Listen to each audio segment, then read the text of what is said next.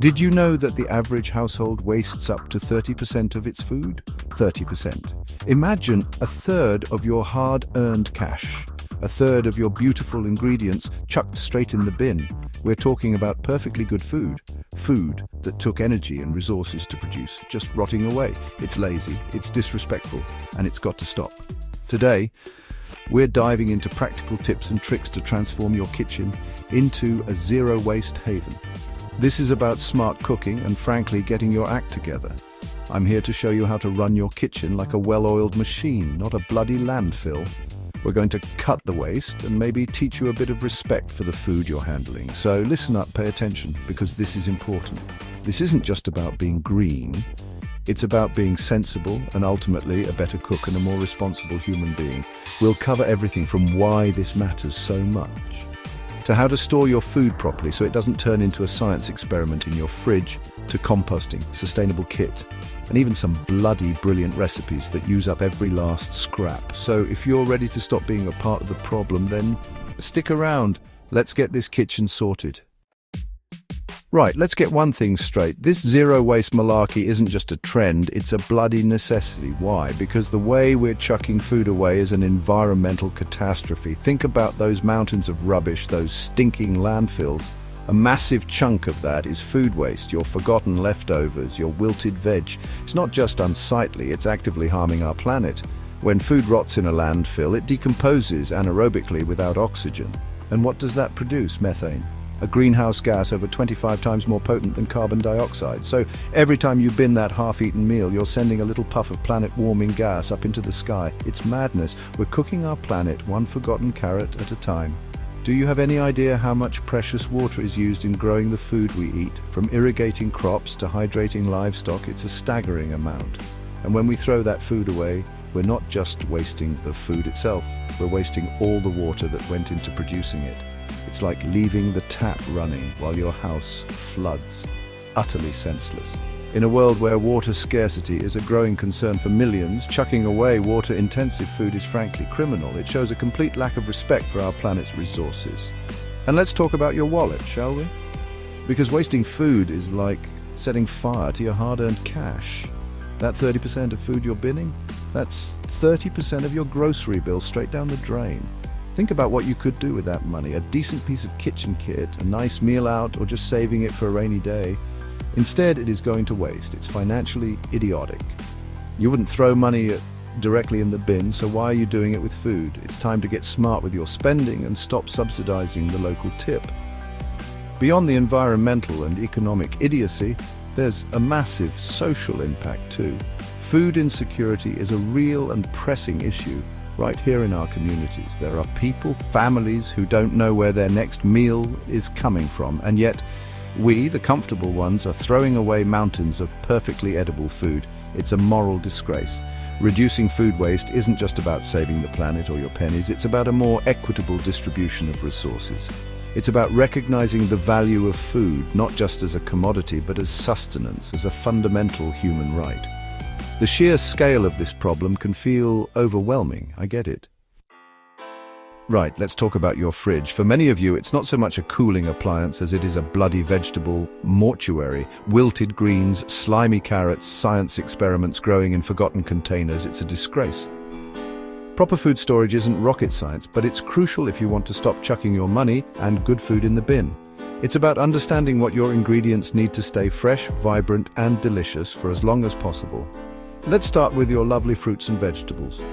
They're not all the same, you know. Some like it cold, some like it a bit warmer, some like humidity, others prefer it dry.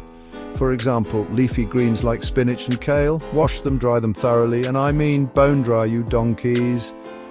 Then wrap them in a slightly damp paper towel and pop them in an airtight container in the fridge. They'll last for days, not hours. Stop letting them turn into green sludge at the bottom of your crisper drawer.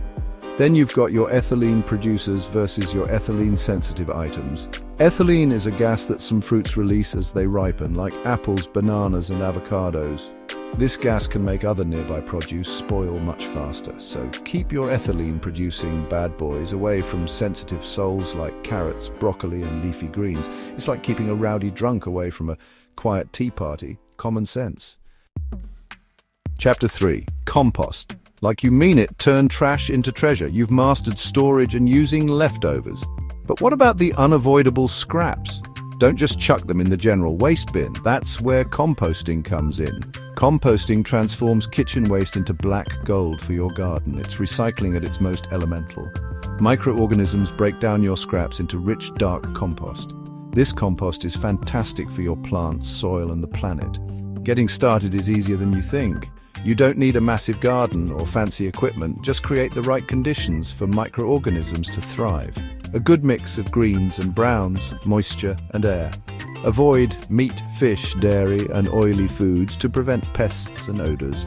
Composting is a beautiful thing. Turn your trash into treasure.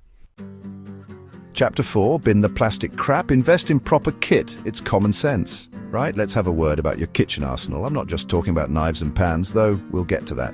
I'm talking about the mountains of single-use plastic crap that so many of you seem to accumulate. Cling film, plastic bags, flimsy containers that crack after one use. It's a bloody plague. This stuff is choking our oceans, and frankly, it's often completely unnecessary. It's time to ditch the disposables and invest in sustainable, durable alternatives. It's not just about being eco-friendly, it's about quality and common sense. First up, that wretched cling film. How many miles of that stuff do you think get used and binned every single day? It's mind-boggling. And for what? To cover a bowl of leftovers that could easily be put in a reusable container with a lid, or covered with a plate. There are so many better options. Beeswax wraps are fantastic, reusable, washable, and they mold to the shape of your food or bowl. Silicone stretch lids are another brilliant invention. Or, just use a bloody container with a lid. It's not difficult. Then there are the plastic bags. Shopping bags, produce bags, sandwich bags. They're everywhere, and they end up everywhere. Caught in trees, ingested by wildlife. It's a disaster. Get yourself some decent reusable shopping bags and keep them in your car so you don't forget them. Invest in some reusable produce bags for your fruit and veg. They're lightweight and stop your apples rolling all over the shop. For sandwiches and snacks, use reusable containers or silicone pouches. It's a simple switch with a massive impact. And while we're on the subject of disposables, let's talk about coffee cups and water bottles. If you're still buying single-use plastic water bottles or getting takeaway coffee in a disposable cup every day, you need to give your head a wobble. Invest in a good quality reusable water bottle, stainless steel or glass, and a reusable coffee cup. Keep them with you. Chapter 5, Scraps to Scrumptious. Real zero-waste cooking. Right, enough talk. Let's get cooking. Zero-waste cooking isn't about eating rubbish. It's about culinary creativity and making the most of every bit. Today I'm going to show you simple ideas to transform scraps. First up, vegetable peelings and offcuts, carrot tops, onion ends, broccoli stalks. Don't throw them away. These are flavor bombs waiting to happen. Make your vegetable stock. Keep a bag in your freezer for clean peelings. Once full, tip into a pot, cover with water, add herbs and simmer. Strain it and voila, homemade vegetable stock for soups, stews, risottos. Next, let's talk about stale bread. It's an ingredient, not waste. Whiz it up for breadcrumbs or make croutons for soups and salads. Or make a panzanella salad, delicious and resourceful. Chapter 6, right, your turn, don't disappoint me. So there you have it. We've journeyed from the grim reality of food waste to the satisfying crunch of homemade potato peel crisps. By following these tips, and you can significantly reduce waste in your kitchen and contribute to a healthier planet. It's not about being perfect overnight, it's about making conscious choices, one shopping trip, one compost bin at a time. Remember, every carrot top saved, every plastic bag refused, it all bloody well counts. You have the power to make a real difference right from your kitchen. Start implementing these changes today and see the difference it makes. Don't just nod along to this video and then go back to your old wasteful ways. I'm talking to you. Pick one thing and commit to it. Maybe it's starting a scrap bag in your freezer for stock. Maybe it's buying a reusable coffee cup. Maybe it's finally tackling that compost situation. Whatever it is, start now. You'll save money and you'll feel a hell of a lot better about your impact on the world. It's a win-win-win, you donut. Don't forget to subscribe and share this video with your friends and family. Let's make zero waste living a reality together. Spread the word, because the more people who get on board with this, the bigger the impact we can make. This isn't just my mission, it's our mission. Now, get off your ass, get in that kitchen and stop wasting food. I expect to see some serious changes. Don't let me down.